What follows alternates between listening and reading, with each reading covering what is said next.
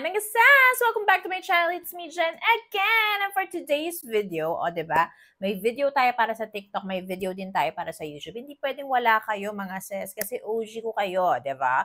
So, since ang dami nag-comment din sa inyo ng 77 recos, eto na.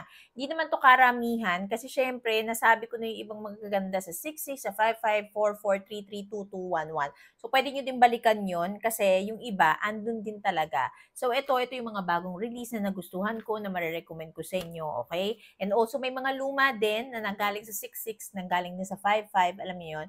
Pero, onti lang yon. But anyways, magsimula na tayo para mabudol tuloy. Para ma-recommend ko na sa inyo, okay? If interested ka sa 77 records ko, then just keep on watching. So, ayan na nga, andito na ang mga 77 records ko. Di ba sabi ko sa inyo, medyo maonti lang to. Hindi karamihan. Pero again, if feeling nyo nabitin kayo, you can check my 6655 pa ulit-ulit tayo hanggang makarating sa 11, okay? So, balikan nyo na lang yon. But anyways, ito yung 77. Nangunguna sa listahan ang wet wipes. Wet wipes talaga, makeup remover, makeup wipes, knee strokes, ayan. Sobrang ganda nito mga sis. Kakabili ko lang kaya ayan, makapal-kapal pa siya. Yung tatlong pinadala knee stroke sa akin, naubos ko na agad yon, agad-agad, even nung nag-Japan and also nung nag-Singapore ako. Ito talaga, gamit na gamit to. As in, very useful siya, lalo na sa mga mahilig mag-makeup. Like, alam mo yun, hirap magtanggal ng makeup. And also, pag nag-double cleanse ka, and also pag tamad moments mo, this is for you talaga mga sis. As in, super nice ito. Tapos, ang maganda, may niacinamide na siya, hyaluronic acid, argan oil, ceramides, collagen, kineme root, perfection to. And very gentle siya sa skin. Kahit sensitive yung skin ko, walang rashes or irritation na nangyari.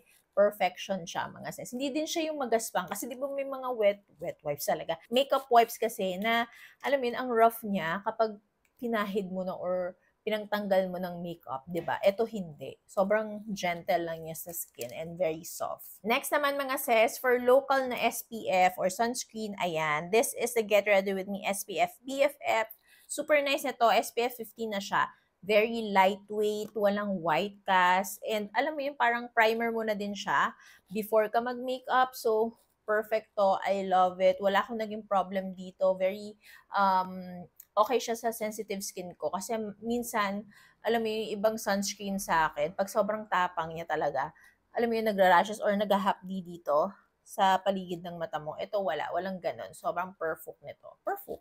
Next naman, for the lips, mga sis, lip treatment, ito, perfect to. Sobrang nice nito. Kahit ang dami nagre-reklamo na onti yung laman, isa ako doon sa nagre-reklamo na bakit parang ang onti niya agad, wala nang laman agad, halos. Pero ang ganda ng quality and yung performance nitong lip treatment na to. Very, very plumping and also hydrating sa lips. Perfect siya. Ang ganda. Pwedeng on top of your lip product or as is lang, love it. Super nice nito. Yun nga lang ang onti niya. So, Sunnies, please. Pakiramihan naman. Diba? Nagbabayad tayo eh. Pero, yeah, super nice nito mga sis. Try it. Kasi kung, alam mo yung parang peg niya yung Rhode lip treatment na peptide, ito yun. Parang ganito siya. Promise. So, since na kay Sunny's Face tayo mga sis, ayan, nagustuhan ko din tong Life Brow nila. Ito yung bago. This is basahin ko lang a flexible sculpting grooming gel na clear. Kasi meron silang isa pang clear na ganito, pero parang pang kineme root. Pero ito kasi mas nakaka-hold siya. Yan yung gamit ko ngayon, mga sis. Ayan. Talagang hold na hold niya. Hindi siya bumibitaw. Alam mo yon. Super nice niya. Perfect to pang everyday ganapers. Ayan. And also for events, okay din naman. And lalo na kung ayaw mo nung laminate talaga na parang, alam mo yung centipede, kineme root. So, yeah, ito, super nice ito. Yun nga lang, again, Sunny's Face, ang onti ng laman ha. Pakiramihan naman. Bakit nag-iiba yung boses? Pero, super nice ng product na to. Then, last but definitely not the least kay Sunny's Face, ayan, ito yung sobrang sikat nito sa TikTok kasi nga, nagkakagulo ang mga tao na worth it ba siya? Sa akin ha, for me lang naman, very worth it siya kasi, ang ganda ng shade, lalo na itong cherub. Sobrang nice na itong shade na to. Tapos, ang ganda din ng packaging. Tapos, nung tinry ko naman siya sa akin, ang long wearing niya, hindi naman siya nahulas agad, okay? Tapos, ang dali din niyang ma-blend. Dewy yung finish niya, so yun lang yung magiging problem sa inyo. If ayaw niyo nung sobrang dewy na luminous na blush, then this is not for you. And also, kung ayaw nyo nung parang, alam mo yung parang flush of color lang, gusto mo yung overly pigmented talaga na putok blush, then hindi para sa ito. Pero yung mga darker shade niya, like si Papaya, si Lady, medyo yun, putok blush yung pag naramihan mo talaga. Pero itong mga shade ni Cherub, ganyan, hindi siya sobrang OA na putok blush, pero ito yung mga bet na bet ko talaga. As in. Pakita ko lang sa inyo yung shade ni Cherub kasi ang ganda niya eh. Baka kasi sabihin niyo, hindi ko lang man tinry. Wait lang. Kuha tayo ng brush. Ay, hindi. Yung Sonny's brush na lang. Kasi ito, bubudulin ko din kayo na ang ganda nitong brush ni Sonny's. Ang dami niyo din nagtatanong kung sa ano to, kung saan galing. 'Di ba? Kay Sonny's to. Ayan, ganyan siya, oh. Ganyan si Cherub. And, pag ginanyan mo, super nice. Even nakapag-set na ako ng powder niyan, hindi niya nasisira yung base. Look, super nice, 'di ba? Love it. Kaya gusto ko to. For me, nabetang ko talaga siya. Ayan. O, 'di ba? Putok blush tayo ngayon bigla. So, ayan, ang gandang budol nito, si Cherub. Try nyo mga sis. And sabi din nila na nagli-leak daw. Sa akin naman, hindi siya nagli-leak. Nalagay ko na to sa bag ko and lumarga ako.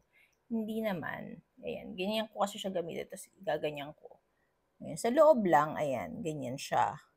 Pero hindi naman siya lumalagpas dito. So, sa akin, walang problem yun. Okay, so since nasa blush tayo mga sis ngayon, ito yung version 2 ni Stroke. Super love this mga sis, yung bagong shades. Ay nako, itong si Ladylike and also si Virgin, silang dalawa yung gustong-gusto kong shade ngayon. Very creamy na to compared dun sa version 1 nila. Kasi nung version 1 nila, parang nagiging cimiento vibes. Vibes. Nabubulo yung dila. Pero ito, very creamy and very long wearing. May wear test ako nito sa TikTok. You can check it out. Check it out. So, ayan, ganyan na siya mga sis. Super nice. Ito si Ladylike. Ayan, very pigmented. And this is Virgin. Like a virgin. Oh, di ba? Ang ganda ng mga shade. Hindi ko lang matry lahat ngayon kasi nga may makeup na tayo. Pero ayan, ito si Virgin. Ang ganda ni Virgin pag gusto mo yung no makeup look or fresh-freshan ka lang, nude makeup, purple to mga sis. Tapos si Ladylike, pwede mo din namang itap dito sa center ng cheeks mo. Grabe, ang dami ko ng blush ha. Ano na mangyayari sa atin? Anyways, ayan. Ganyan. Basta super nice nito. Very long wearing and creamy na siya. So, mas magandang version talaga siya na ni-release ni Strokes in fairness. So, Gora Bells na kayo kasi available na din siya ngayon. Next naman for the lips, mga sis, ito yung mga lip tints kasi mas more on lip tints nga ako ngayon, 'di ba? Mas bet ko talaga. So, ito, super nice nitong Happy Skin na lip jelly. Ito na-reco ko na to siguro nung 5.5 or 6.6 din. Pero, yeah, super gusto ko nito. Ang shade na pinaka-bet ko dito is si Strawberry Fizz. As in, sabi ko sa inyo, ang ganda. Ang lakas niyang maka-add ng ayan na. Oh, diba? Ang ganda. Gaganyanin mo lang, Boobs, Koreana ka na. Biglang naging Koreana. Pero no joke mga sis, sobrang nice ito. I love it talaga. Boobs na boobs sa akin to. Next naman, if gusto mo yung medyo nude, kinemerut, subtle yung pagka-lip stain or lip tint mo, then this is for you. Ito si Easy Gelée. Na-reco ko na din to nung 6.6, pero i-reco ko ulit sa inyo kasi maganda nga. This is in the shade Kink Perfection, mga sis, na may lips but better na lip tint or lip stain. I love it. Like, very coquette. Coquette ka dyan. Feeling Gen Z. Pero hindi. No joke. Super love this mga sis. Ang ganda. I swear, alam nyo na yan. Last but definitely not least for the lips, get ready with me, lip glaze new shades. Tama ba? 4 or 5 yung bagong shades nila. Pero, ang pinaka-bet ko is si Eye and si Ribbon. Madami din may gusto kay Ballerina. Maganda din naman siya. Pero mas bet ko tong dalawang to. This is Eye. Yan, this is Eye. And this is Ribbon naman. Ayan.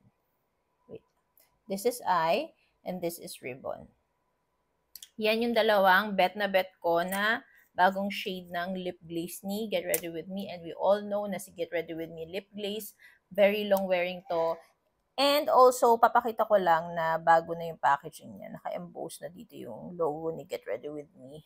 and frosted na dito. Yun lang, share ko lang. Pero yeah, ito yung dalawang bet ko sa kanila. Then, singit ko lang sa blush. Ito ulit, si Arcadia. Super gustong gusto ko talaga to. Lalo na pag gusto ko ng extra freshness talaga sa buhay ko.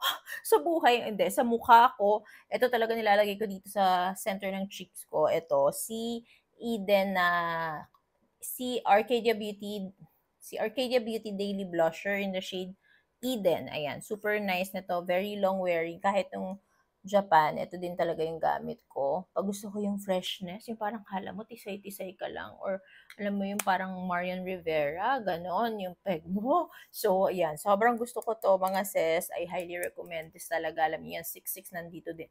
Nung 6'6, nandun din siya, as far as I know. Then, next for the concealer, ito pa rin yung number one ko talaga na local brand na concealer, si Vice Co.